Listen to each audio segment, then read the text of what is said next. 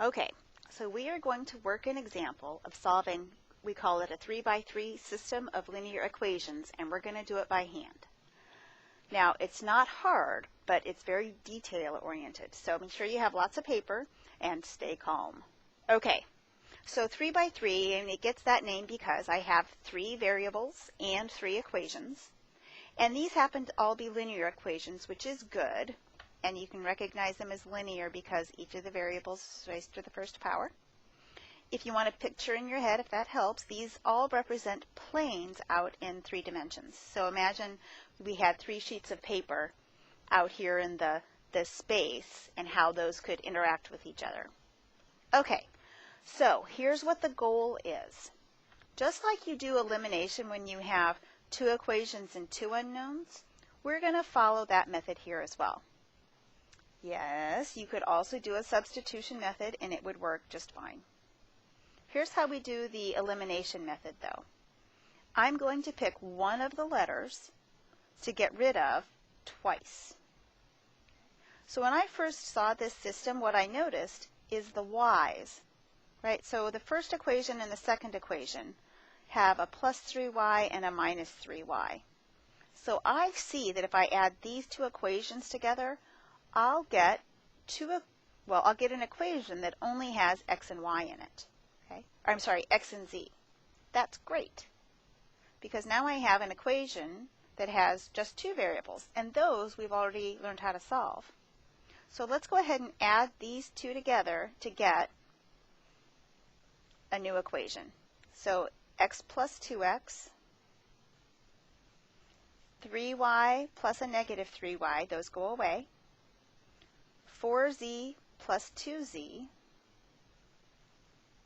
and 14 plus 10. Okay.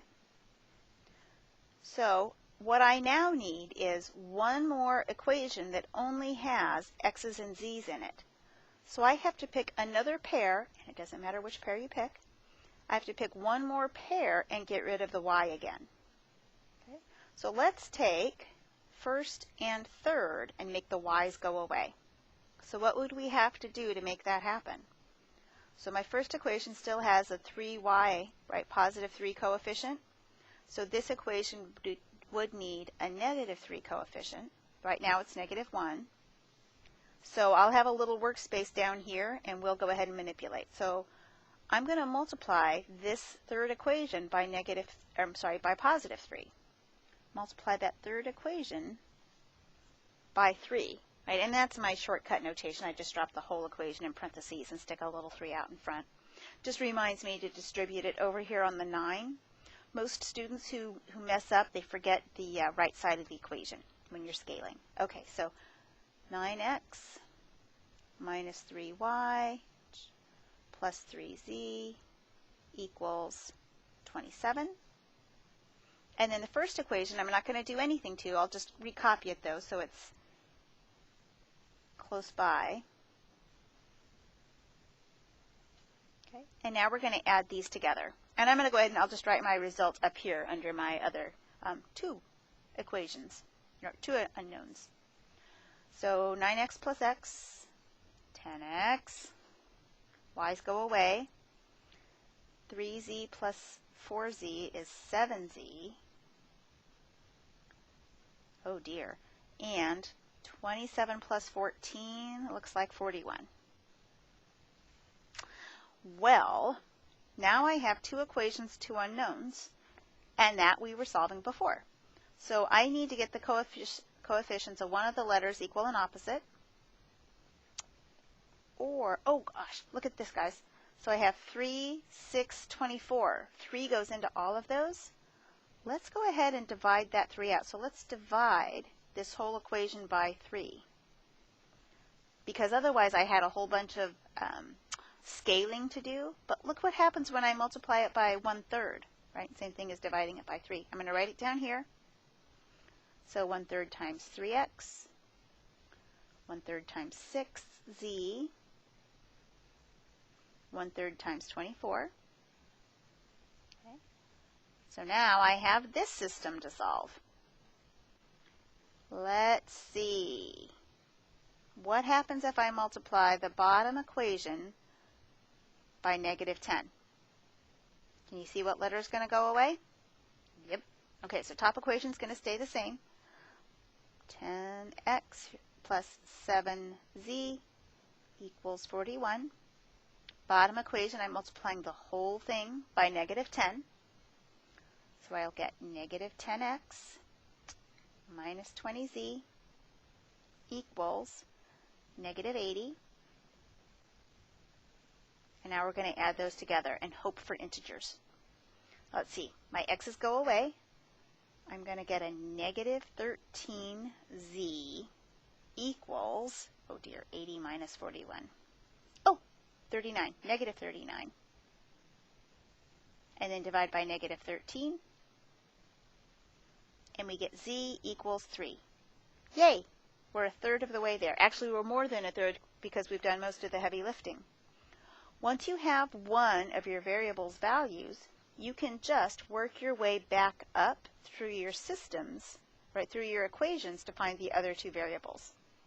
So here's a relationship I have between x and z and constants. So I know that if z is 3 and I plug that in, that'll tell me x. So here we are looking for x. X plus 2 times z, which we know is now played by 3, equals 8. X plus 6 equals 8. Looks like x is 2. Okay. And so we still need to know what y is. To get y, we have to go all the way back up to one of the original equations where we know x, y, and z. So if I grab the top one, which I know is off your screen, but you can look on your notes.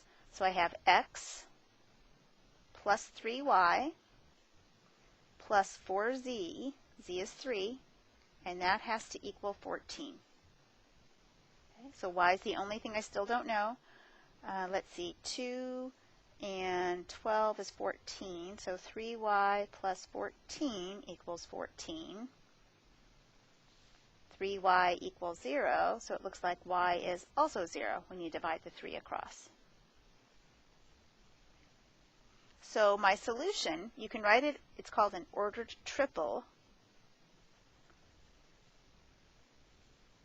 And x, y, z, 2, 0, 3. So this is the point in 3 space, in 3 dimensions, where those 3 planes would intersect. Okay? So just to verify what we found, I'm going to go ahead and recopy that system down here. And we're going to check and verify that that ordered triple works in all 3 equations. So we're going to do a check.